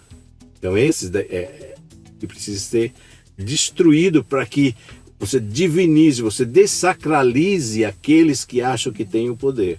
E a resistência a essa revolução é de tentar aquietar esses outros chamados de fascistas. Qual é a diferença dessa tua visão para uma visão marxista, de luta de classes e tudo mais? É porque eu acho que o sistema de classes sociais, assim, que o marxismo precisa, e você tem uma consciência de classe para derrubar, você não é o mesmo caso que acontece no Brasil, nem nessa minha visão agora dessa revolução do povão. O povão não quer derrubar ninguém, ele quer ter um espaço. Ao ter espaço, ele está dentro. Ele não quer fazer uma revolução marxista-leninista. Não existe isso na cultura brasileira de você arrebanhar 10 mil pessoas para fazer um troço que não seja dirigido por um partido socialista ou comunista, que é o que se tenta. Então, mas você pode, no meio de um grupo de pessoas, fazer isso por uma pressão que o povão acha que já no caso brasileiro, não precisa de sangue, de derramamento de sangue, entendeu? Sim. Então já não é marxista nesse sentido, porque não é uma questão de que... Demais, o povão sabe que eles não, como os marxistas não acham, que eles são, digamos assim, a vitória do povão que vai criar um novo país. Não, é uma integração do povão, da cultura do povão, do modo de ser do povão, ali dentro e a sua aceitação, que vai recriar o país. Não é derrubando a coisa. Ninguém quer derrubar o capitalismo. Ninguém quer derrubar quem tem dinheiro propriamente, quem trabalha. Você não quer que haja a roubalheira, os privilégios que faz você continuar a receber mais do que merece, por conta do seu trabalho, por conta da sua capacidade de... Isso prevê o desmonte de um sistema. Então... Aquele sistema do filme lá, que ele fala, o sistema é foda. Isso prevê o desmanche desse sistema, cara. Mas é um desmanche que não será a ferro e fogo. Então, por isso é que você não vê... Sem sangue, sim. Por isso é que você não vê, porque você não vê quando o Bolsonaro junta aí 50 mil, 100 mil pessoas, que essas pessoas vão lá e derrubam o palácio do governo, fazem alguma coisa assim. Embora aquele negócio do 8 de janeiro parecia ter sido alguma coisa aí, com 2 mil pessoas ali. Meia dúzia quebrando coisa. E houve aquela bagunçada, então querem dizer que é isso. Não é essa a intenção, nem isso está presente na ideia do povão de fazer uma coisa dessa. Mas eles querem ser Entendeu? Eles pensam, o povão pensa que eles sabem o que querem da vida, o que antes não pensava. Querem da vida e sabem que existe uma coisa maior chamada Brasil, que existe uma coisa chamada formação cultural brasileira, e que eles querem estar ali dentro, que existe política, que essa política... Então, todos esses representantes, por exemplo, da direita brasileira, uma grande parte é feita da elite. Fazendeiros em vários interiores, sei lá, grandes proprietários, etc. Mas a maioria... Isso é, que vem de uma elite tradicional. Mas a grande maioria não vem de elite tradicional. Você olha esses políticos assim, que estão a favor do Bolsonaro ou a favor do povão, você olha e sabe que eles, de algum modo, eles saíram do povão. Você olha para a cara deles, para os sargentos, para os militares que estão ali dentro, para algumas pessoas, até advogados que hoje são líderes aí nessa coisa. Você olha para a cara e você sabe que eles não vieram de uma elite, que 2 gerações atrás eles eram pobres. Entendeu? Você sabe até visto pela cara, pelo jeito do comportamento, etc. Então, deixa eu pegar um gancho nisso que você falou. Eu tenho vários conhecidos que um belo dia decidiram. O Bolsonaro vem do povo. Eu tenho vários conhecidos que um belo dia pensaram assim também e falaram, cara, isso não vai se arrumar se eu não for lá. E deram um jeito de chegar lá. Ele falou, eu vou arrumar, eu vou ser eleito deputado, eu vou dar um jeito de entrar nesse sistema para ajudar a desmanchar esse sistema por dentro, né? E não conseguiram, cara. Entraram lá, fizeram, pintaram e bordaram e não conseguiram. Eu entrevistei aqui 3 vezes um desses, né? Sim. Era um empresário industrial de Campinas, que, cara, me enlouquecido com essa loucura tributária. Ele falou, cara, eu vou lá, porque eu vou ajudar. Ele foi, ajudou a Alexis Fontaine, é o nome dele. Ele ajudou a fazer o projeto lá para o empreendedorismo, ajudou um negócio de lei e tudo mais. Ele falou, cara, 70% do meu tempo era impedindo que coisas aconteçam. Era lá trabalhando para impedir. E eu descobri que eu não conseguia. Eu fiquei tanto tempo ali no bastidor, impedindo coisas, que na reeleição eu não fui reeleito, porque eu não fiz ponte, eu não fiz... Chegou na reeleição, ele acabou que não foi reeleito, né? Então, volto de novo para aquela história do organismo que se protege, né? Esse organismo, a forma como o sistema partidário, a forma da votação, com os quocientes eleitorais, aquela coisa toda, a maneira como eles se defendem para não aceitar o voto regional, como é o voto distrital misto, aquela coisa toda. Cara, isso é um terror. Toda tentativa de a mínima mudança recebe um jeito de ser impedida ali. Quer dizer, é uma revolução contra esse sistema aí, não é isso? Tem que acabar com esse voto proporcional que tem no Brasil. Os deputados federais tem que diminuir o nome de... Eu também faço uma série de sugestões num desses capítulos. Tem um capítulo que chama-se assim, para além da direita e da esquerda. Sim.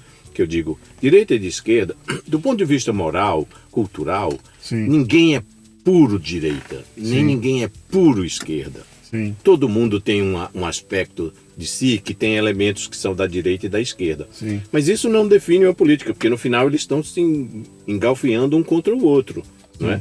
Sim. Mas aí, para você superar essas coisas, você tem que encontrar os elementos que são comuns, não é? E vai numa luta assim infernal. E tem algumas ações que têm que ser feitas, por exemplo, tem que ter o voto distrital. Você tem que saber que é um distrito tal desse conjunto de bairros aqui de São Paulo que você está representando. Você tem que andar na rua e responder para os caras. Democracia tem que ter isso. Esse negócio de você estar encastelado numa grande cidade do Rio de Janeiro e receber votos lá das cidades do interiorzão porque você pagou alguém para ser seu cabo eleitoral e ele consegue fazer um churrasco e botar as pessoas para votar, é uma vergonha. Então nós temos que ter consciência disso, que tem que ter um voto distrital. E pode ser um distrital misto para você ter alguns, assim, que seriam os grandes distritos. Por exemplo, o Rio de Janeiro tem 42 deputados. Você bota 30 deputados distritais e bota 12 que você pode... Aí o partido escolheria quem é aquele que vai ser um voto proporcional. Quem tem que votar para que isso aconteça são exatamente os caras que são beneficiados por esse sistema errado. Pois é, mas eu estou tentando descobrir o seguinte: sendo assim, qual é o caminho? Eu não sei, mas tem um caminho. Tal como a gente não sabia que era possível de prender quem estava roubando o Brasil do jeito que estava, não encontramos esse caminho, vai ter esse caminho. Eu não sei se vai ser na próxima eleição que essas ideias vão surgir com mais clareza, quais são as novidades que surgirão do ponto de vista da direita, ou até da esquerda tentando ganhar um fôlego, porque ela realmente está muito perdida nessa história, de encontrar um caminho de algumas coisas que são, digamos, institucionais. Tem também essa coisa do Supremo Tribunal Federal. Não pode continuar de um jeito dele se imiscuir nas atribuições do Legislativo e do Executivo. Isso não pode de jeito nenhum, assim. Sim. Talvez não tenham esses senadores, esses deputados, não tenham força ainda para reagir a isso. Mas irão ter. Alguma coisa no Brasil vai acontecer, porque essa coisa da Revolução do Povão não é só um negócio a favor do Bolsonaro. É um negócio orgânico. Nasce porque tem várias razões para ter nascido. E o Bolsonaro surgiu ali porque era a figura disponível. Não, e ele já vinha sendo dessa coisa assim, bem radical, né? Era um sujeito radical que ninguém votava no cara, a não ser o povão ali dentro, nos bairros que ele tinha influência. Sim. Né? Mas aí, de repente, o que ele começou a falar foi escutado. O Bolsonaro disse que a primeira vez que ele se surpreendeu foi quando ele desceu no aeroporto de Fortaleza e viu a multidão recebendo ele. Eu não sabia que eu tinha essa coisa, né? Porque o negócio da internet, do WhatsApp, diluiu toda a influência da grande mídia. Sim. A grande mídia ainda tem grande força, a Globo, etc. Mas muito menos do que tinha, como todos sabemos, há 30 anos atrás, ou há 20 anos atrás. Outro dia eu também estava fazendo um texto. E eu peguei uma pesquisa que era uma pesquisa sobre QI. Comparações de QI que subiram no mundo. Então eu fiz um estudo e fiz um programa inteirinho sobre QI, falando de QI. E num desses momentos eu encontrei um estudo interessante. O cara dizia o seguinte: para você determinar o QI de um país, de algum lugar, você tem que buscar o QI de 21% da população, que é quem faz o país funcionar. Entendeu? Então não é o QI dos 200 milhões. É o QI daqueles 20% que fazem o país funcionar. Aquilo determina se você vai ter um país de primeiro mundo ou não, né? E é interessante porque isso leva o jogo para outro lugar, né? Quando você coloca o que está acontecendo. De novo, 20% faz acontecer. Nós estamos falando de 40 milhões de pessoas, uma coisa assim, menos talvez. Né? 20, 30 milhões de pessoas são as que fazem esse país andar. Né? Elas aqui, o lado que elas forem é que vai decidir para onde o país vai. Porque o resto não tem chance não sabe nem lembra em quem votou, cara. Você fala do negócio. Se você botar distrital, você vai saber. Mas peraí, para chegar aí, alguém vai ter que propor essa mudança. Mas não é só alguém, é um momento histórico. Mas não é o pessoal na rua, não é a turma na rua, cara. Eles estão pensando. Eu acho que essa discussão do distrital não é uma discussão que está presente em todas as pessoas, nem no povão. Mas bastaria alguém saber acionar isso, o que significa você votar, se você é o distrito de Botafogo e Copacabana e Ipanema, por exemplo. É um distrito, digamos assim. Aí você saberia, as pessoas iam começar, não, aqui vamos ser a favor de... Olha, porque a história muda por pequenas coisinhas que surgem. Não, eu estou de acordo com você. Sim. Mas nós fizemos isso com armas. Um plebiscito de armas. A gente fez isso com o voto impresso. Sim. E a gente conseguiu chegar perfeitamente. Ganhamos tudo e perdemos, né? E perdeu tudo. Entendeu? Tem alguém... tem um domínio ainda pesado. Exato. E esse, como é que você tira esses caras do domínio? Eu acredito que a única forma de você conseguir é aquela forma gramscista, é de dentro para fora, é de baixo para cima. É ir contaminando, chega uma hora, sai um cacique desse, entra um cara novo no lugar com a cabeça um pouco mais aberta. Só que isso leva gerações, né, cara? A única alternativa, qual é que é? É sangue. Pelo sangue. Aí vai ter que entrar um Bukele.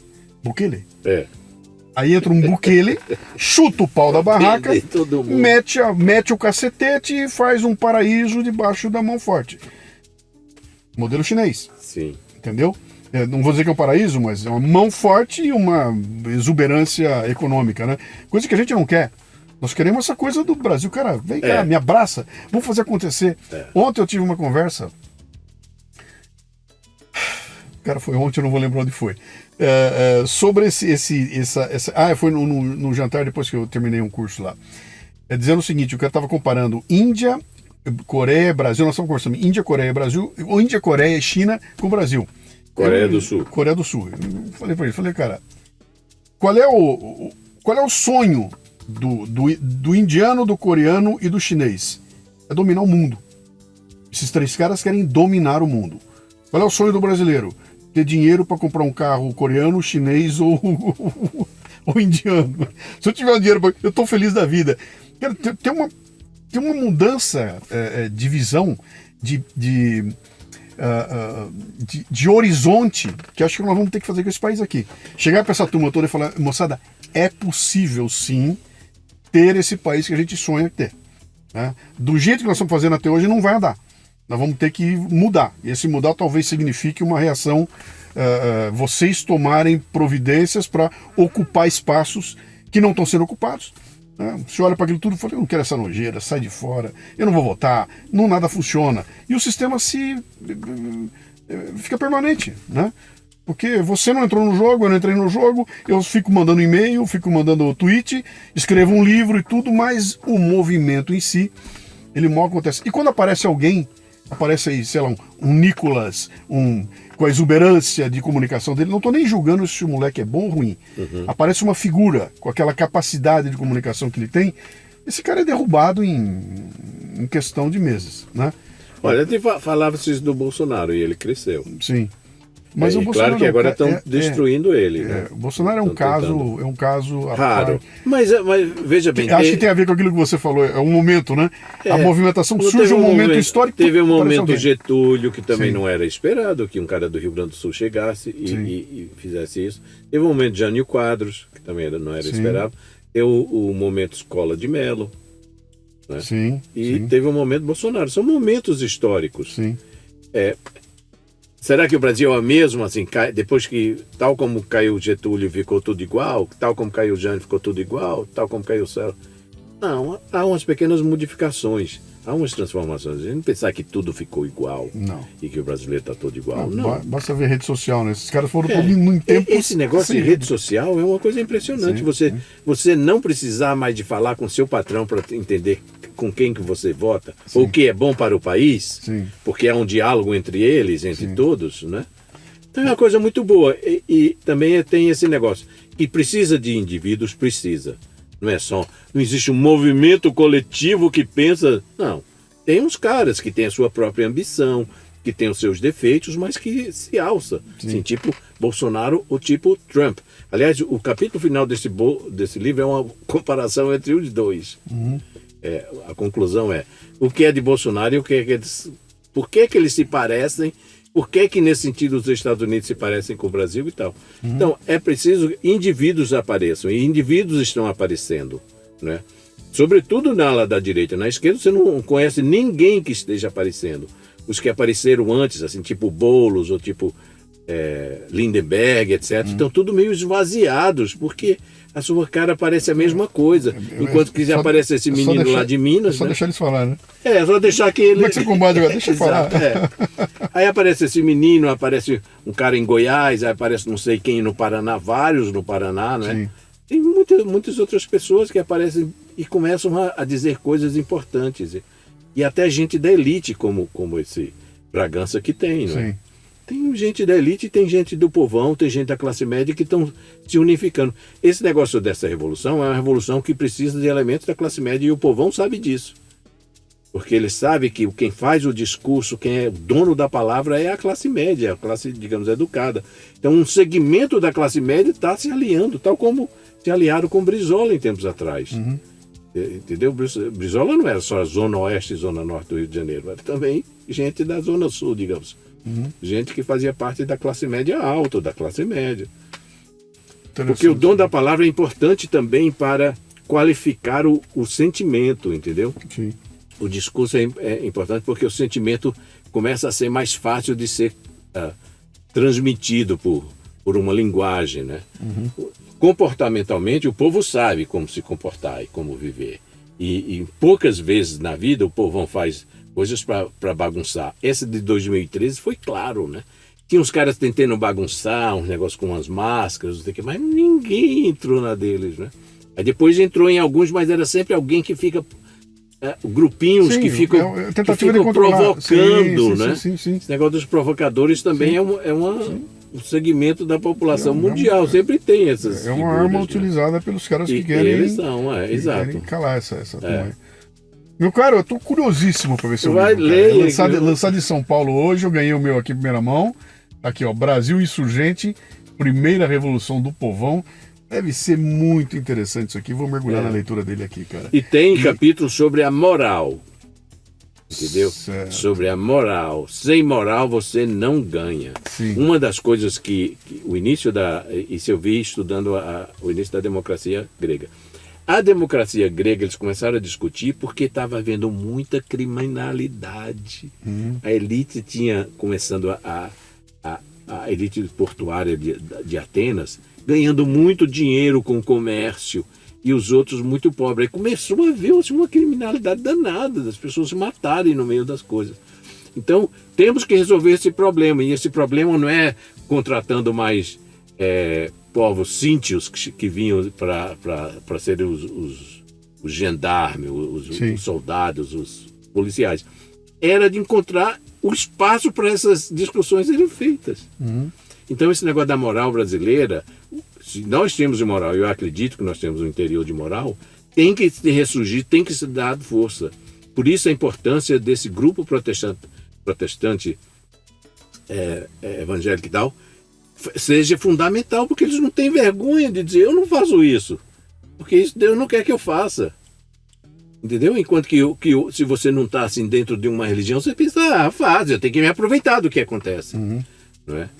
Não estou dizendo que eles estão todos bonzinhos, os evangélicos, mas tem uma liderança aí muito ruim, né? Deixa eu fazer um disclaimer aqui. Eu Sim. estou ouvindo você desde o começo, sem fazer julgamento de valor. Sim. Quando você fala de Brizola, eu tenho 1000 críticas ao Brizola, Sim. mas eu não estou interessado aqui se o Brizola era do bem ou era do mal. Sim. Você me falou de um processo que o cara adotou que para mim me interessa demais. Sim. Darcy, eu tenho 1000 críticas ao Darcy, também mal, entendeu? Sim. Bolsonaro, cara, gosto de uma porrada aqui e tenho 1000 críticas a ele. Sim. Mas eu não estou nesse momento interessado em crítica. Collor, Fernando Henrique. Sim. Cara, tem aqui para a gente meter a boca o dia inteiro. Mas não me interessa essa discussão agora. Nem me interessa a discussão de direita e esquerda.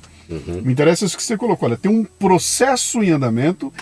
Se esgotou o modelo que nós temos aqui, ele está muito complexo. Tem uma elite que se acomodou e que impede que o restante se movimente. Como é que eu mudo isso sem uma revolução leninista sangrenta que vai terminar com uma nomenclatura, outra elite, vão tirar uma elite, vão botar outra no lugar e vai continuar a mesma merda. O povo vai continuar sofrendo igual e vai ter sangue no meio do caminho. Como é que a gente provoca uma mudança dessa? Então, essa é a tentativa. Não sei dizer se está bem sucedido. Depende dos leitores de verem, né? Sim. E de novos debates acontecerem. Mas isso é a mesma expectativa que eu tive. Quando eu escrevi o livro dizendo que os índios estavam sobrevivendo, foi feito com base em 3 ou 4 povos indígenas que eu conhecia. Disse, esse processo está acontecendo, deve estar acontecendo. Aí eu fui ver a pesquisa. Se os outros estavam falando que os índios ainda estavam caindo de população. Não, essa aldeia em 1950 tinha 1000 pessoas, agora só tem 300, etc. Então foi meio assim que, se há um processo aqui de crescimento, quais são as razões? Aí eu encontrei as razões, digamos assim, as hipóteses possíveis para isso. Aí eu disse, não, eles vão crescer. Ninguém acreditou, Luciano. Meus amigos mais queridos antropólogos diziam, você tá louco, é claro que vão se acabar. A civilização ocidental não deixa, o capitalismo não deixa. Aí vem com todas essas frases grandes. O capitalismo não deixa, a civilização ocidental não deixa. Cresceu. Outros índios no Brasil têm 13% do território brasileiro. Eu fui responsável por parte disso. Vou usar uma frase do Malcolm, acho que ele era um matemático de Jurassic Park. Sim. Que ele fala, a vida sempre encontra um jeito, cara. Exato, a evolução sempre encontra um jeito. Sempre ela acha um jeito. Ela pode fazer o que você quiser, ela sempre acha um Então jeito. eu vejo esses sinais aí, cara. Sim. Esse livro é sobre esses sinais na democracia brasileira, na moral brasileira, na relação com a política, na relação com os Estados Unidos, na sua relação diante de si mesmo, na sua autoimagem, em todas as coisas que se fortaleceu, Porque por mais que tenha acabado a Lava Jato, há um fortalecimento aqui dentro de cada um de nós. Olha, mostrando que é possível. Que é possível. Sim. Vai acontecer outras coisas. Vai haver uma reação lá na frente e é possível. E o interessante, quando eu me lembro, eu mergulhei muito na Lava Jato, né? E eles foram estudar lá o Operação Mãos Limpas na Itália, né? Sim. E ela tem um desenho que foi repetido com a Lava Jato, cara. O desenho dela é igualzinho. Pá, pá, pá, pá, pá, uma reação da elite e bota a perder tudo aquilo que foi feito lá atrás, volta a bagunça que era, porque em algum momento o sistema consegue se reagrupar, ele se protege e reage, cara. Mas deixa eu dizer, o lado brasileiro é que o sistema brasileiro não é o sistema italiano que tem 2.500 anos de força, da mesma coisa. Sim. O brasileiro é muito mais novo. E a ascensão desse segmento majoritário brasileiro, do ponto de vista cultural e moral, e econômico também, esse pessoal também não está morrendo de fome, não. Os garotos assim, de 25 anos que trabalham como mensageiros e como é que chama? Motoboys, etc., estão ganhando 6, 7 mil reais, trabalhando feito cão, mas estão ganhando. Então não é mais um negócio de miséria. Esse pessoal quer participar do mundo, quer ter voz também e quer adquirir as habilidades da classe média, da boa retórica e da capacidade de agir. Então não é, sabe, o sistema não vai controlar eles mais. Não vai ser um negócio de, vamos de novo botar abafar, fechar a panela de pressão.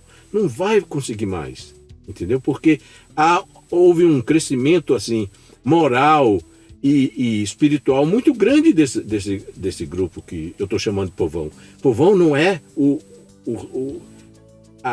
digamos assim, a ralé, como alguns sociólogos chamam, a ralé brasileira. É nada. É o povo começando a ter consciência de si, trabalhando nisso e se juntando, encontrando seu espaço junto com a classe média que está do lado deles. Pelo menos um pequeno segmento. Brasil Insurgente, Primeira Revolução do Povão, livro do Mércio Gomes, muito bom. O papo podia se estender por horas, mas você tem que se preparar porque você tem um lançamento daqui a pouco, Tenho esse lançamento. Muito bom te receber. Quem quiser encontrar com você nas mídias sociais, vai ser o quê? @Mércio Gomes? Você tá no Instagram, tá no X, no Twitter? Em todos eles. Ou é @Mércio Gomes, @Mércio P. Gomes, ou alguma coisa assim. Tá bom. E o livro vai estar à venda em todas as Vai estar à venda em todas as boas livrarias do ramo. E eu ganhei o meu aqui. E você ganhou o seu. Muito obrigado pelo convite. Espero que você tenha curtido o papo. Eu que agradeço aí, muito, Luciano. Adorei. Valeu. Muito obrigado.